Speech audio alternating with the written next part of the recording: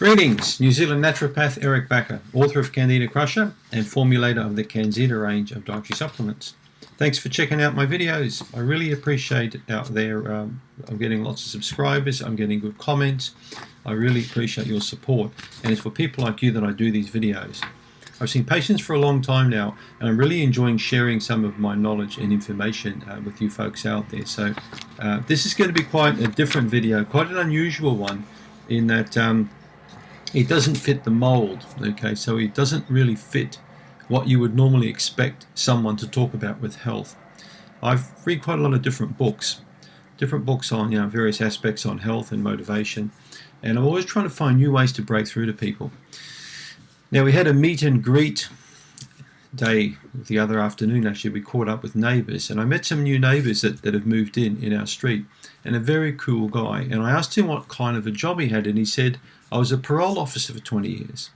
And I said, well, what's that all about? I said, that's sort of working with prisoners and stuff like that, is it? And working with offenders and, rapists and murderers and robbers and all sorts of weird people. And he said, yeah. And he said, I really like my job. He said, because it gives me a chance to help reform people. It gives me a chance to get people back on the right track. And he said, I love my job because I really like helping people out.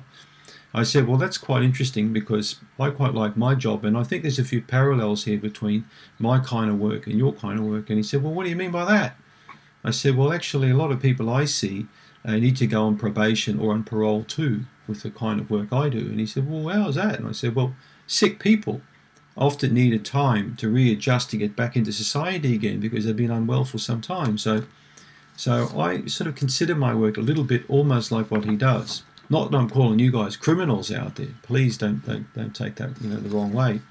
But I often see people who are being sick or who developed an illness almost like a crime scene. So you could almost say that you've developed some kind of a problem.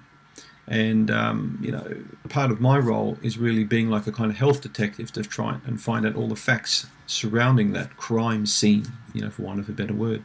So if we put that whole criminal aspect together with disease, we could almost think about it that people who've been sick for a long, long time almost need to go on parole, and people who've been sick for not such a long time or haven't got like seriously chronic candida or gut problem need to go on probation.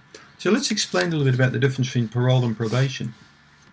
Probation and parole are both alternatives to incarceration or prison term.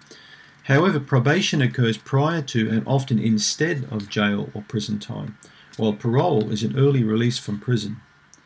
In both probation and parole, the party is supervised and expected to follow certain rules and guidelines. Now, did you like that? Expected to follow certain rules and guidelines.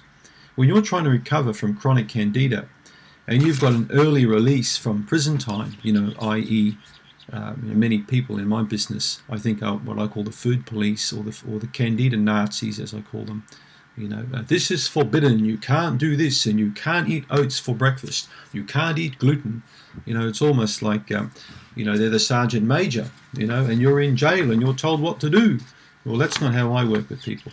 I would prefer for patients to find their own way and to find out what works for them and what doesn't work for them, because you're not in jail in the term of incarceration, but sometimes when you are chronically sick you almost feel like you're in prison. You're alienated from society, your world becomes smaller, you develop more anxiety and depression, you cut yourself off from a lot of people around you. Well, that's almost like a kind of jail term, wouldn't you agree? So the chronically sick people, I think, who've been sick a long time and who are starting to slowly improve, need to have some sort of a release back into society as they improve. I think I would work more with probation with patients than I would with parole, because parole is quite a tough one, isn't it? But probation is, I think, a good alternative to incarceration. So, and also, did you note how I said here, expected to follow certain guidelines and rules and supervision? Well, supervision, a big part of the work I do is consultations with patients. So I supervise patients. I watch what they do. I like to look at their lifestyles. I like to look at their jobs, their occupations, their mode of living, how they sleep, how they eat, how they relate to people. I look at all that kind of stuff. What works them up, what stresses them out. It's not just all about what you eat. I get sick and tired of all these videos that I look at that's all about food and food and food. Well, I can tell you guys out there that food only forms a small part of well-being. Okay? All these blog sites you look at, all the social media stuff, everything online is targeted towards food. But what about eating in front of TV, watching murders and, all this ISIS stuff and bombings and planes getting shot down and stuff like that as you're eating your food? Should you be doing that? Should you be eating food over a computer? This to me is part of the supervision I have as a being responsible practitioner to help integrate you back away from a life of crime or candida back into a life of healthy functioning normal person like me. So that's what I try and do, is to assist with this probation process, is to get you away from this disease mode, is to get you away from thinking about sickness, talking about sickness, researching sickness, going onto Facebook community groups, going onto Twitter, buying into all this stuff.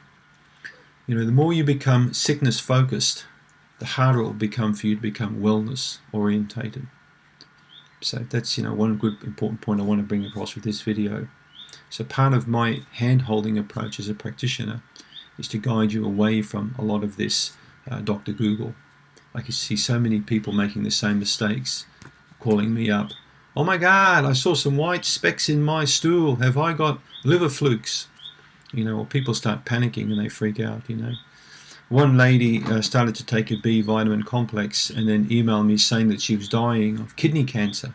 I said, why is that? She said, well, my urine's coming out all yellow and green. I must be dying of some kind of kidney cancer. I went on to Symptom Finder on the internet and I went right through the whole symptom thing and it said I could have kidney cancer. So be careful. Certain rules and guidelines. Certain rules and guidelines you can read about at yeastinfection.org. You can read about the different guidelines which I like really patients to follow on their step to recovery. So, parole, the provisional release of a prisoner who agrees to certain conditions prior to the completion of the sentence period. Now, some practitioners you see, like chiropractors or acupuncturists or people like me, may give you a sentence and say, it's going to take you 1 to 2 years to get well. Let's sort of look at that metaphorically. That could be almost like a sentence, couldn't it? So, a provisional lease for you, if you are on parole, is to abide by certain terms and conditions on that release. So, let's just say you're being very sick and you've seen a few practitioners, a couple of good people have given you some good advice and you're recovering. Now, if you are a prisoner and you repeat offend, you'll go back to jail. Now, if you're on parole from candida or a seriously bad illness and you're improving and you start doing some dumb things, you're not going to go back to jail, obviously, but you could plunge back into a severe candida problem again. And that's going to put you into a tailspin and create a lot of anxiety, a lot of problems. This is a trap lots of patients fall into, whether they're on probation or parole. They recover, they partially recover, events occur in their life, could be weddings, it could be birthdays, it could be Thanksgiving, and they go crazy. They go crazy. They'll have 10 beers and they'll have 3 pieces of cake and they'll stay up late and they'll do that 1 or 2 nights and then they'll plunge back again and they'll get very sick and very depressed. So be very careful, because this is a big flaw that many people make. And I think people make this in the criminal world and they make it in the real world, without talking about crimes. They actually do that as well when they're non-criminals like me and they're recovering. They commit these partial offences. They don't stay clean long enough to really fully recover. And that's the point I want to make across in this crazy video about parole and probation. Okay, you need to prove to yourself and to the community around you and your friends and family that you can stay good, in inverted commas. Get plenty of rest, drink plenty of water, keep away from people that pull you down, or the negative people, the energy suckers. To make sure that your job doesn't piss you off too much, that you've got a job that you enjoy. Okay. Make sure that you don't push yourself too hard, that you don't have these crazy expectations of yourself to do so many things in one day. Make sure you follow a good and healthy diet and don't eat to excess. Make sure you avoid alcohol and avoid stupid things like smoking tobacco or taking drugs. Be careful of the friendships that you cultivate, because you may hang around with some people that have committed crimes, bad crimes, again in inverted commas. People who drink a bottle of wine 3 or 4 times a week, committing these offences around you, which drag you back down into that pool of crime again. And that's why probation is a good thing. And that's why parole is a good thing. Okay, supervision.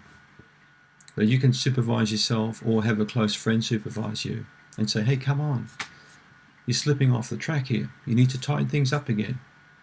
So think about this video carefully if you are a person who is recovering or really wants to recover.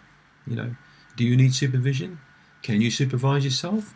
Do you need a close friend to help supervise you? That's the message I want to bring across in this video. Thanks for tuning in.